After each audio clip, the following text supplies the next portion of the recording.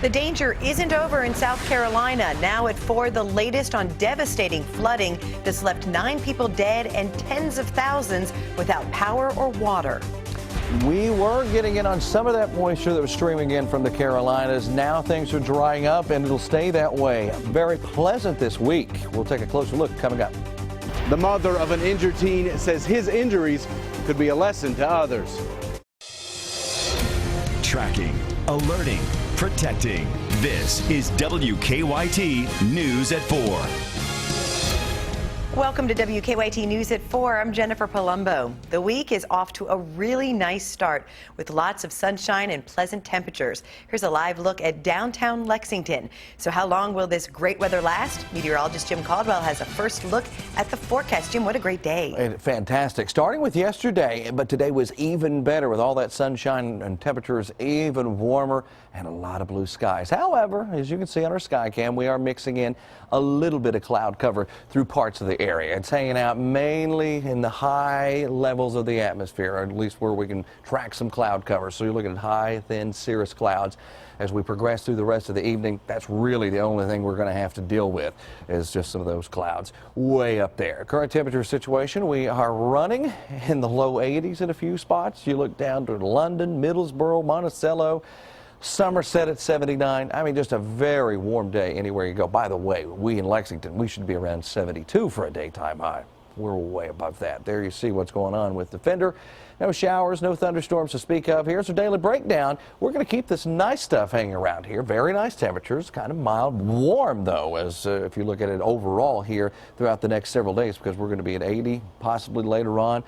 But late week changes, meaning rain and some cooler temperatures. We will track that coming up for you here in just a few minutes, Jennifer. Thank you, Jim. The death toll is up to 9 from storms and flooding that hit South Carolina over the weekend. 40,000 people are without water and 26,000 still have no power. Polo Sandoval has the latest from Columbia, South Carolina in our top story at 4. This is dangerous. This is very real. A weekend of record rainfall has wreaked havoc on South Carolina. Some parts of the state were hit with 25 inches of rain. Governor Nikki Haley says they're starting to transition from response mode to assessment, but they're not quite out of the woods yet. I can't stress enough that this is not a fun event. We don't want to have to come out and rescue, and much worse, we don't want to have you added to this number of fatalities. Officials are calling this a 1 in 1,000-year rainfall. Even as the precipitation begins to taper off, the flooding rages on. 550 roads and bridges are closed as hundreds of National Guardsmen and 19 air and water rescue teams scramble to pull residents from the rising waters. The waters that officials warn are on the move. What you will see happen is as the water shifts down, we're going to pre-position where the roads are closed. So roads are closed now in the upstate. You're going to start to see road closures down from the Midlands down to the low country. State officials continue to urge residents to stay home and stay off the roads. We're telling them to stay home right now. None of the restaurants are open. Most of the grocery stores are closed. They need to just stay off the road. Governor Haley says it could take days for roads in the hardest hit areas of the state to become accessible. In Columbia, South Carolina, I'm Polo Sandoval reporting. Also, bottled water and portable restrooms have been taken to the University of South Carolina for the 31,000 students in the flooded capital city of Columbia. A Lexington teenager remains in the hospital with serious injuries from a moped crash on Friday. It happened on New Circle Road between North Limestone and Bryan Station Road. Police say a truck pulling a trailer was turning off New Circle when the moped hit the trailer. WKYT's Victor Puente talked with Trey Mason's mother. That continues our top stories at 4. 18-year-old Trey Mason has been here at UK Hospital since he wrecked his moped on Friday. His mother says she hopes what happened to him can be a warning to others who are riding their mopeds without wearing a helmet. Friday afternoon, Trey Mason was on his way to work at Little Caesars on New Circle Road when he wrecked his moped. A witness told his aunt he was turning from the emergency lane and hit the trailer of a truck that had pulled onto New Circle Road. His mother says he hit his head and has been under anesthesia since then. She says he has responded to questions. She also says they bought him a helmet, and if he'd been wearing it, his injuries may have been much less severe. His brain is swollen and he has the bleeding, so I mean, and it's all from, because the way it impacted him, the helmet would have helped and it would have been less severe. Sybil Mason says once Trey wakes up, she's going to have a talk with him about wearing that helmet and also about being done with mopeds. Coming up at 6, you'll hear from her about the stranger who stayed with her son until help arrived. In Lexington, Victor Puente, WKYT. No one else was injured in that crash. Eastern Kentucky University is now offering a $10,000 reward to find the person responsible for threatening graffiti. EKU issued an alert after someone found this graffiti in a bathroom of the Powell building overnight. It says, "Kill all by 10/8/15. Students we talked to say it makes them a little nervous. Sometimes it just pops into my mind that they're just doing it for attention and it's not really meaning anything, but then there's that little voice inside your head that's saying maybe they are actually going to do something. EKU police have increased patrols on campus, and the FBI's Joint Terrorism Task Force is helping with the investigation. We'll have the latest on WKYT News at 5. A man says he woke up to find 2 strangers inside his Lexington home.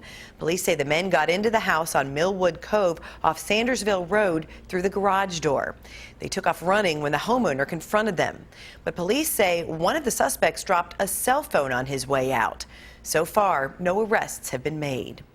Our reporters are working on a number of other stories for WKYT starting at 4:30.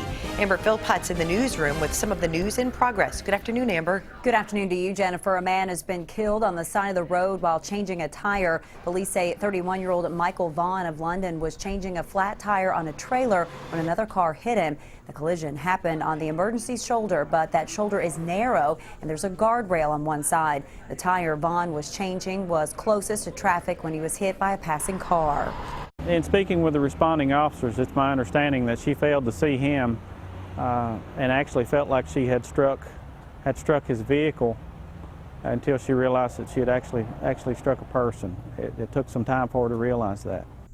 Police say that no charges were filed against the 43-year-old woman who hit Vaughn. An alcohol and drug test was performed, which is protocol in deadly crashes, but police say they do not suspect anything. We'll have the latest on this investigation on WKYT News at 5:30. Police are looking for a woman accused of hiring a hitman to kill a UK graduate. Dallas police are looking for Brenda Delgado in connection with the murder of former UK dental student Kendra Hatcher. Police have already charged Christopher Love and Crystal Cortez with murder. They say Love shot and killed Hatcher and that Cortez was his getaway driver. Hatcher had just started dating Delgado's ex-boyfriend when she was murdered. You'll hear from one of Hatcher's friends on WKYT News at 4:30. The UK football team plays Auburn at Commonwealth next Thursday night. Students and staff will have to give up their parking spaces to make room for the thousands of fans who will attend. Vehicles without football parking credentials will need to be off campus as early as next Wednesday night. Since many fans will begin arriving as the workday wraps up, officials are asking everyone to leave early if they can, prepare to take alternate routes, and be patient. This will be a special day for our campus. And I thank everyone who's been a part in preparing for this. And I thank everyone in advance for your patience and cooperation as we showcase an incredible community to the rest of the nation. We will have the details on all the parking changes for you on WKYT.com. Let us look at some of the news in progress. Jennifer, back to you. Stocks are starting the week off strong. The Dow jumped 304 points to close at 16,776. The Nasdaq is back in the black for the year, adding 73, and the S&P was also up. The Red Mile is cashing in on instant racing. The Kentucky Horse Racing Commission says the gambling parlor took in more than $5 million in wagering in the first 19 days it was open. The $42 million project is jointly operated by Keeneland. It has 902 instant racing machines, so each machine averaged almost $300 a day in play for the month of September. The parlor opened September 12th. Of the more than $5 million wagered, more than $4.7 million was returned to players in the form of winnings. Disney may change the way it charges for tickets, basing it on demand. The Wall Street Journal says Disney may raise ticket prices on busier days to keep crowds under control and lower prices on slower days. Disney says that could keep vacations within reach for middle-income families. LinkedIn has to pay up for sending users too many emails. The social networking site has agreed to shell out $13 million to settle a 2013 lawsuit linked to the site's Add Connections feature. Some LinkedIn members were upset that address book contacts they'd requested to connect with had received multiple reminder emails. The settlement affects those who used the feature between September 17, 2011 and October 31, 2014. You have until December 14th to submit a claim form to be included. Customers can get up to $1,500 each. Just in time for the holiday season, Target will soon start stocking the Apple Watch. The retail chain will roll out the Apple Watch at its 1,800 U.S. stores over the next few weeks. Target says select models and bands will be available at stores, and more will be available on its website. Best Buy was the first third-party retailer to sell the watch. This year's Battle in the Saddle is back. It's a celebrity team penning event. And Deanne Stevens will be in the middle of it. Of course, she's out and about at a practice session. Hey, Deanne.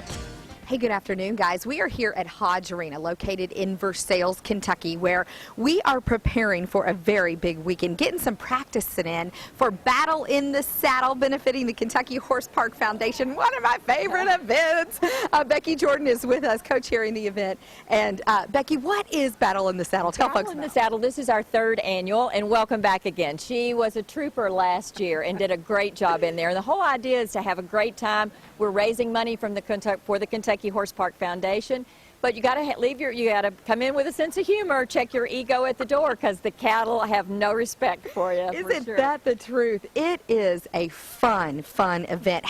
Explain to folks how team pinning works for Battle in the Saddle. Team pinning, the announcer at random draw will draw three, will yell out a number, and you have to bring the same number cattle, all three of them with that same number, down and put them in a pen. And of course, cattle are herd animals. They don't want to leave their buddies. Here they come. They're herding their way to us. Hopefully they'll go around us, or if they don't, we run to the fence. Yeah, Deanne. Yeah, we can back up just a little. Okay, so what happens is there is a, quote, celebrity that is assigned to different teams. Correct. We have horse farm teams. We have some teams from the veterinary clinics, again, all to raise money for the Kentucky Horse Park Foundation.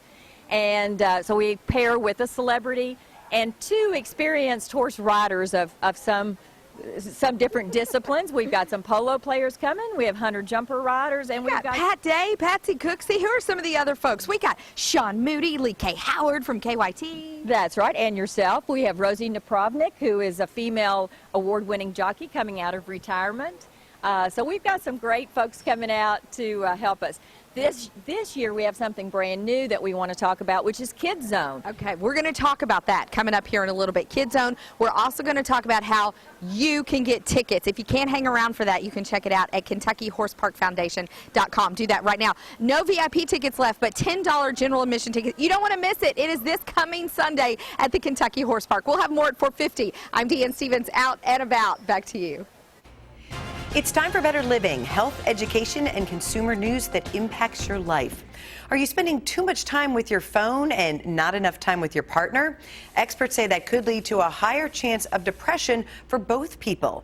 A new study from Baylor University finds ignoring someone in a social setting by constantly looking at your phone is a major source of conflict among partners. Staying up late on weeknights may increase a teen's risk of becoming overweight. Researchers at the University of California found each extra hour of late bedtime was associated with a more than 2-point increase in body mass index. The link was not significantly affected by total sleep time, amount of exercise, or time spent in front of computers or TVs. The study does not prove that night owls are destined to be overweight, but shows there is an association between bedtime and weight. A new study finds children with ADHD and congenital heart disease can safely take stimulant medications. The Food and Drug Administration currently requires stimulants carry a warning for children with heart problems. Doctors say stimulants are the most effective way to manage ADHD symptoms. There's a new app that's similar to Yelp, but instead of rating restaurants or services, you rate people. Betty Yu explains why the app is getting a lot of backlash. We want you to get those rock star comments by all the people that love you. San Francisco-based co-founder Julia Cordray and her best friend Nicole McCullough created the app because they wanted a way to research strangers. You're going to be able to really find out who somebody is before you invite them into your life. Set to release next month, the app allows people to create a profile for themselves or anyone else you have a cell phone number for. Anyone can post a rating or comment to that profile, positive or negative, though bad reviews aren't immediately posted. Anonymous reviews aren't allowed. Freedom of speech is cool, but at the same time, I feel like you should respect people's, space. And I feel like this is kind of a little intrusive. This week, critics slammed the app online for encouraging cyberbullying. All the negative attention even caused the app's website to crash yesterday. I think the people who are most motivated to write a rating about you is someone who doesn't like you. And that could be trouble. CNET senior editor Bridget Carey says that can mean defamation or libel. You can't exactly say anything you want on the app People. Profanity, racism, and sexism are banned on the app, and users can dispute low-star ratings. Everyone judges on a daily basis, so you have to. I think it's human nature. So maybe this is the next step. Julia insists People is a positivity app. Constant complainers will see their own star ratings drop. Kind of encourage you to be a positive person. You're pointing out like good attributes of other people.